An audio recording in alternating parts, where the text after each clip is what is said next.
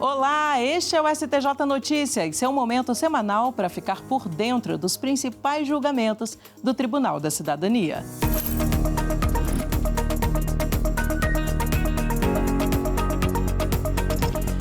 Nesta edição você vai ver: STJ condena fabricante de lava-roupas por acidente com criança.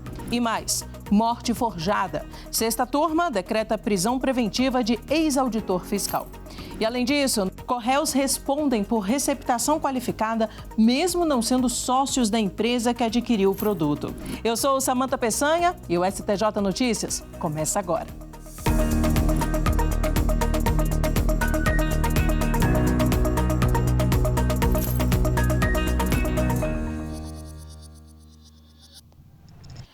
A gente abre a edição de hoje com a retomada do julgamento de conselheiro do Tribunal de Contas do Estado do Rio de Janeiro, acusado de lavagem de dinheiro. A ação penal está sendo analisada pela Corte Especial do Superior Tribunal de Justiça. O caso envolve o conselheiro do Tribunal de Contas do Estado Fluminense, José Gomes Graciosa, e a esposa dele, Flávia Graciosa. O revisor da ação penal, o ministro Antônio Carlos Ferreira, votou a favor da absolvição dos dois, por entender que não há provas da existência dos crimes de lavagem de dinheiro e ocultação de ativos. Após o voto de Antônio Carlos Ferreira, o ministro Olga Fernandes pediu vista e suspendeu o julgamento na Corte Especial do Superior Tribunal de Justiça. A ação penal começou a ser julgada em 3 de outubro, quando a relatora, ministra Isabel Galotti, votou pela condenação dos réus e determinou a devolução dos valores objeto de lavagem, mas afastou a necessidade de dano moral coletivo por avaliar que esse ponto deve ser tratado em ação civil própria. A ministra também entendeu que o conselheiro deve perder o cargo. A denúncia do Ministério Público Federal aponta a existência de suposta organização criminosa composta por conselheiros do TCE do Rio de Janeiro para receber percentuais sobre o valor de diversos contratos celebrados pelo Estado entre 1999 e 2016. Segundo o revisor, ministro Antônio Carlos Ferreira, a denúncia indica como crimes antecedentes ao da lavagem de dinheiro a prática de corrupção passiva a partir de 2007 e o pertencimento à organização criminosa também com início naquele ano. O ministro lembrou que o crime de lavagem é autônomo em relação ao antecedente, tanto na perspectiva material quanto processual, mas alertou que a denúncia deve indicar o nexo causal entre ambos, ou seja, que a origem dos recursos foi o lucro sujo obtido com a prática do crime antecedente. O ministro entendeu que nem a defesa demonstrou a licitude dos valores, nem a acusação provou a sua ilicitude. Sexta turma revoga a extinção da punibilidade e decreta a prisão preventiva de ex-auditor fiscal acusado de forjar a própria morte. Vamos ver os detalhes na reportagem de Jéssica Castro. Acompanhe comigo. O colegiado tornou sem efeito a extinção da punibilidade de um ex-auditor fiscal do município de São Paulo que teria forjado a própria morte ao mandar juntar uma certidão de óbito de conteúdo falso nos autos de um processo em tramitação. De acordo com o Ministério Público, o ex-auditor fiscal integrou a chamada máfia do ISS e praticou crimes nos períodos em que exerceu as funções de subsecretário de Finanças do município de São Paulo e de secretário de Orçamento e Planejamento do município de Santo André. A denúncia apontou que ele teria recebido propina de mais de R$1 milhão para liberar a construção de um empreendimento residencial no ABC Paulista. O caso chegou ao Superior Tribunal de Justiça e a sexta turma, de forma unânime, acolheu a questão de ordem proposta pelo relator do caso, ministro Antônio Saldanha Palheiro, para convalidar os acordos que mantiveram a condenação do ex-auditor em regime inicial fechado pelos crimes de concussão por exigência de propina e lavagem de dinheiro. O colegiado determinou ainda a prisão preventiva do acusado para assegurar a aplicação da lei penal com base no Código de Processo Penal e na jurisprudência do Supremo Tribunal Federal e do próprio STJ, segundo a qual a fuga do réu é motivo suficiente para justificar a adoção da medida. A receptação qualificada é uma forma mais grave do crime de receptação. Acontece quando alguém adquire um produto de origem criminosa para usar ou trabalhar com ele em atividade comercial ou industrial. No Superior Tribunal de Justiça, a quinta turma decidiu que Correios respondem por receptação qualificada, mesmo não sendo sócios da empresa que adquiriu o produto. No caso analisado, 3 pessoas participaram da compra de produto roubado para uma fábrica de biscoitos. Tanto o juízo de primeiro grau quanto o Tribunal de Justiça de Minas Gerais condenaram a dona da fábrica por receptação qualificada. Mas os outros 2 participantes foram enquadrados por receptação simples, que tem pena menor, o que provocou recurso especial do Ministério Público ao STJ. A 5ª turma da Corte reafirmou a jurisprudência segundo a qual os elementos típicos do crime de receptação qualificada se estendem por força de lei aos corréus, independentemente de serem proprietários do estabelecimento ou de exercerem atividade comercial. Com esse entendimento, o colegiado manteve a decisão monocrática do relator, ministro Joel Ilan Paciornik, que tipificou como receptação qualificada a conduta atribuída aos corréus envolvidos. Para os ministros, os 2 também devem responder pela modalidade mais grave, pois o crime de receptação é um só. Se foi qualificado para uma das pessoas envolvidas, também é qualificado para as outras, mesmo que estas não sejam sócias do negócio. Sob lei do distrato, é possível aplicar multa por desistência e taxa de ocupação de lote não edificado. O entendimento é da 4ª turma do Superior Tribunal de Justiça. Segundo o processo, o contrato de compra e venda de um lote foi assinado em 2021 por cerca de R$ 111 mil. Após pagar em torno de R$ 6 mil, o comprador pediu a dissolução do negócio. A vendedora aplicou a multa contratual e a taxa de ocupação pelo tempo em que o imóvel esteve com o comprador, mas ele ajuizou a ação questionando a cobrança. Tanto o juízo de primeiro grau quanto o Tribunal de Justiça de São Paulo entenderam que as retenções foram feitas dentro dos parâmetros legais e que o comprador foi informado previamente a respeito das consequências da desistência. O colegiado da 4ª turma do STJ seguiu o entendimento do Tribunal Paulista e concluiu que é possível descontar da quantia a ser restituída ao comprador desistente a taxa de ocupação ou fruição, mesmo na hipótese de lotes não edificados, além do valor da cláusula penal. A relatora, ministra Isabel Galotti, explicou que, no caso, aplica-se a lei do distrato, editada em 2018, antes da assinatura do contrato no ano de 2021, a qual prevê cláusulas penais na hipótese de desistência por parte dos compradores de lotes. Já sobre a taxa de ocupação em lote não edificado, Isabel Galotti lembrou que a jurisprudência do STJ não autorizava essa cobrança antes da lei do distrato, devido à falta de previsão legal. Mas, segundo a relatora, o entendimento anterior do tribunal não pode mais prevalecer nos contratos após a edição da lei do distrato, pois autoriza a retenção desse valor em qualquer hipótese, com ou sem edificação no lote. E sobre este assunto, o que mudou com a lei do distrato que entrou em vigor em 2018?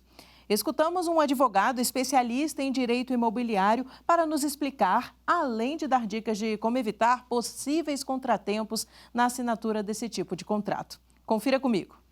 A Lei 13.786, de 2018, que veio regular o distrato, ela fez modificações na lei do parcelamento do solo urbano, que é uma lei de 79, e ela inseriu um artigo, que é o 32A, e nesse artigo, as 2 principais novidades quais são?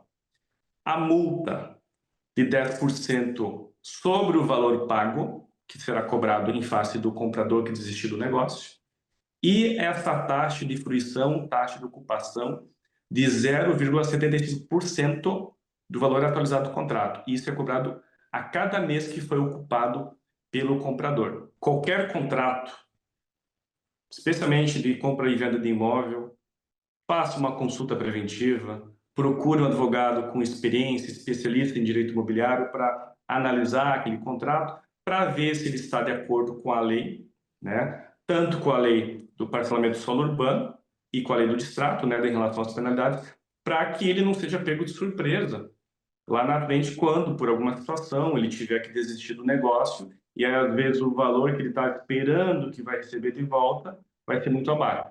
A terceira turma do Superior Tribunal de Justiça decide que fabricante vai indenizar vítima que perdeu o braço aos 3 anos de idade em acidente com máquina de lavar roupas. Vamos ver os detalhes dessa decisão na reportagem de Kátia Gomes. A empresa Electrolux do Brasil foi condenada a indenizar a criança que teve o braço amputado ao tentar colocar uma sandália dentro da máquina em funcionamento. O acidente ocorreu por causa da falha na trava de segurança do produto. Os pedidos de indenização foram negados pelo Tribunal de Justiça do Rio de Janeiro sob o fundamento de culpa exclusiva de terceiro, pois, segundo o processo, a instalação havia sido feita por um técnico não autorizado. O advogado da família da vítima recorreu ao STJ e sustentou a responsabilidade objetiva da fabricante e questionou o fato de ter sido imposto ao consumidor o ônus de provar a relação do defeito do produto com o acidente. A lei garante justamente a responsabilidade do fornecedor do produto de uma forma muito estrita, né? Objetiva. A preocupação que gera no fornecedor, nas empresas, de ser responsabilizada, vai efetivamente gerar um nível de segurança na sociedade muito maior. E isso é o que é importante, no final das contas, que as pessoas não sofram acidentes como esse. No STJ, a terceira turma deu provimento ao recurso especial e reformou a decisão do Tribunal de Justiça do Rio de Janeiro. A relatora, ministra Nancy Andrighi, destacou que a fabricante responde independentemente de culpa pela reparação dos danos causados aos consumidores por defeitos ou informações insuficientes sobre o uso e riscos do produto. Ela observou que o laudo pericial comprovou o defeito de projeto e ressaltou que o consumidor tem direito a produtos seguros e informações claras, conforme o Código de Defesa do Consumidor. Superior Tribunal de Justiça confirma a exclusão de condenados no mensalão de ação de improbidade administrativa. A decisão unânime da primeira sessão do STJ confirmou a exclusão dos ex-ministros José Dirceu e Anderson Adalto e dos ex-dirigentes do Partido dos Trabalhadores, José Genuíno e Delúbio Soares. Outros réus na mesma situação também foram contemplados. O colegiado considerou que o Ministério Público Federal cometeu um erro grosseiro ao interpor apelação contra a decisão que havia extinguido o processo sem resolução de mérito em relação aos 4 réus, o que impede a aplicação do princípio da fungibilidade recursal. O caso teve início em 2009, quando 15 réus foram excluídos da ação de improbidade em primeira instância, entre eles os 2 ex-ministros e os 2 ex-dirigentes do PT. O fundamento foi de que quem exercia cargo de ministro não poderia ser responsabilizado por improbidade, e os demais já figuravam como réus em outras ações idênticas. O MPF interpôs apelação, mas o Tribunal Regional Federal da Primeira Região concluiu que o recurso correto seria o agravo de instrumento. Em 2015, a segunda turma do STJ chegou a examinar a questão e, por maioria, reconheceu a possibilidade de aplicação do princípio da fungibilidade recursal, determinando o prosseguimento da ação de improbidade contra eles. Os réus, então, interpuseram embargos de divergência que foram julgados pela primeira sessão do STJ. O relator, ministro Sérgio Cuquina, explicou que, após o julgamento em 2015, a segunda turma modificou a orientação jurisprudencial, passando a reconhecer o agravo de instrumento como o recurso adequado em hipóteses dessa natureza. Assim, o ministro considerou que a utilização do recurso de apelação pelo MPF inviabilizou a aplicação da fungibilidade recursal. O relator ainda ressaltou que a controvérsia deve ser resolvida à luz da legislação vigente na época em que foi proferida a decisão recorrida, sem incidência das modificações introduzidas pela nova Lei de Improbidade Administrativa ou orientações do Supremo Tribunal Federal sobre a retroatividade da legislação. O atual Código Civil está em vigor desde 2003, ou seja, há 22 anos.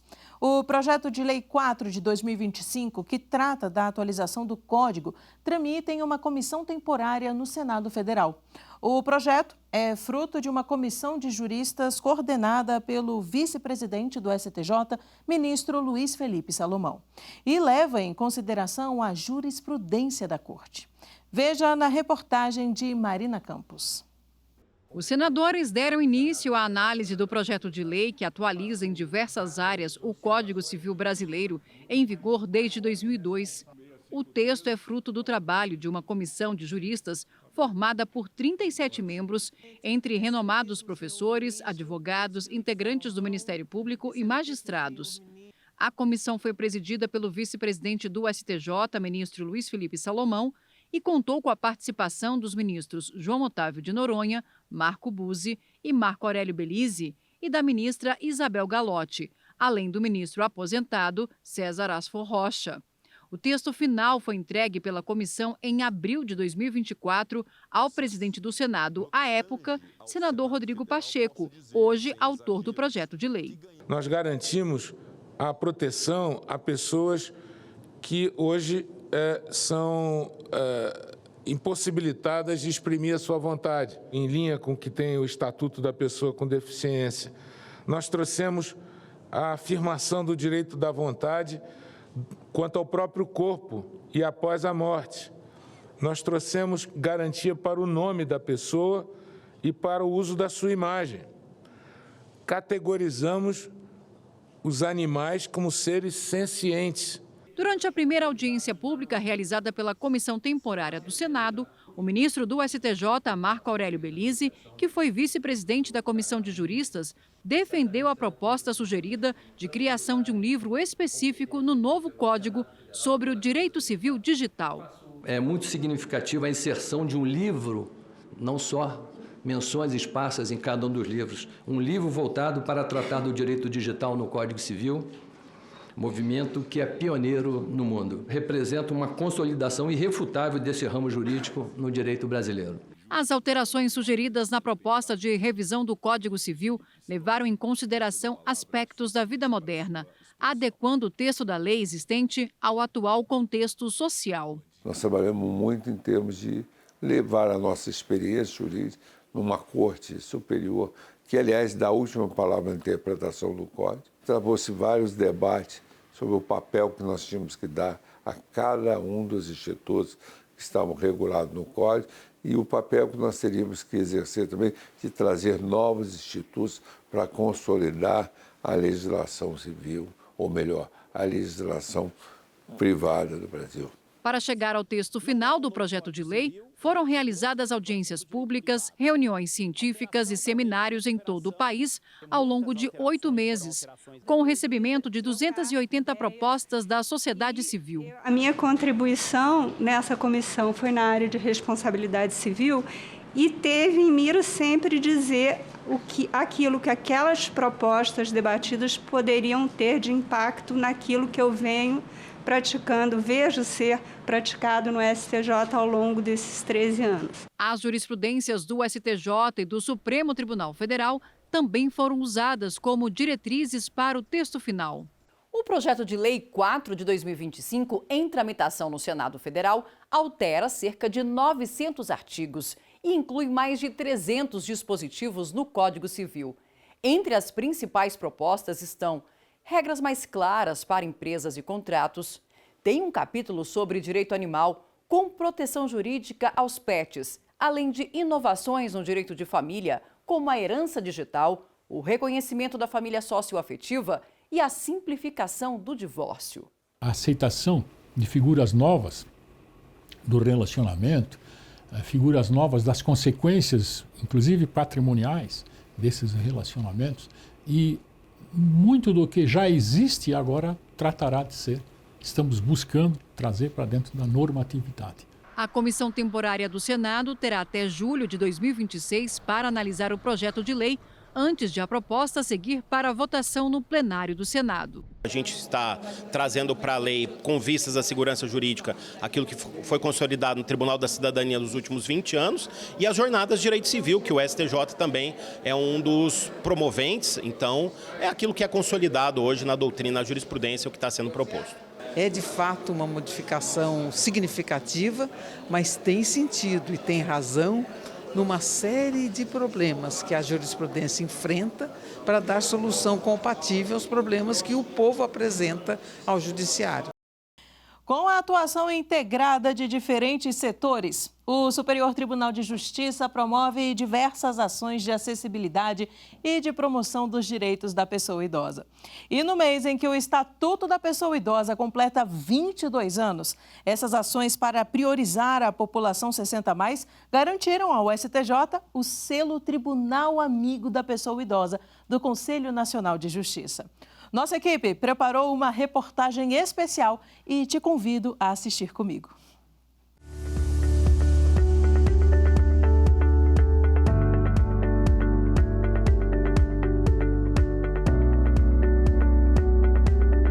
O selo Tribunal Amigo da Pessoa Idosa foi entregue em cerimônia no Conselho Nacional de Justiça.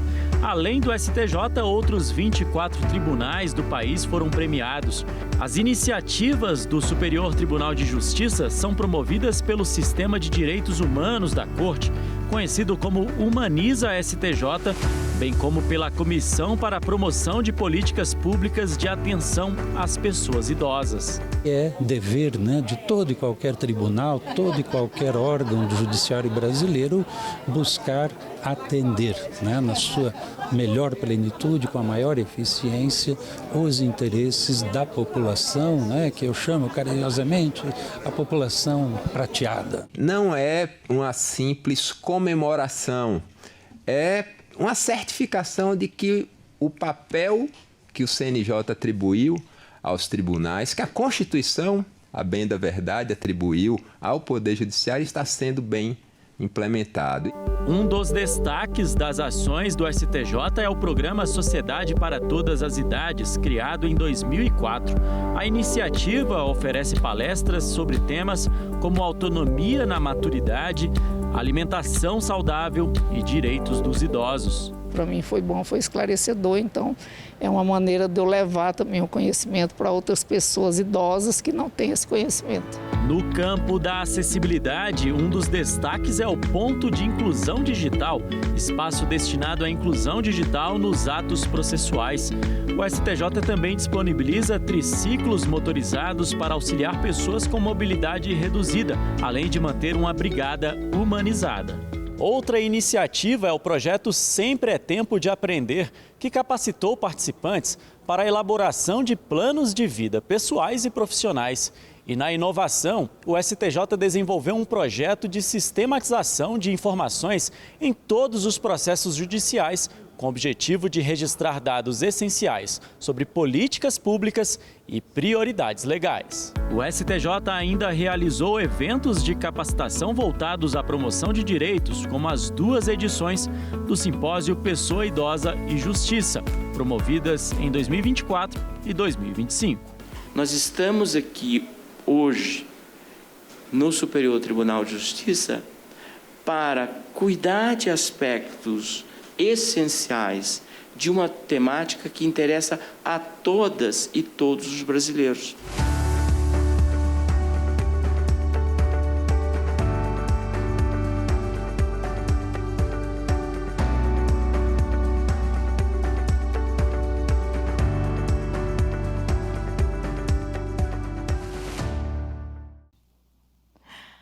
E estamos chegando ao fim de mais um STJ Notícias. Mas se quiser rever outras edições, é só conferir a nossa playlist no YouTube. E para demais decisões do Tribunal da Cidadania, você sabe, né? Acesse os perfis do STJ, como o site oficial, as redes sociais e as plataformas de áudio. Até a próxima. Tchau.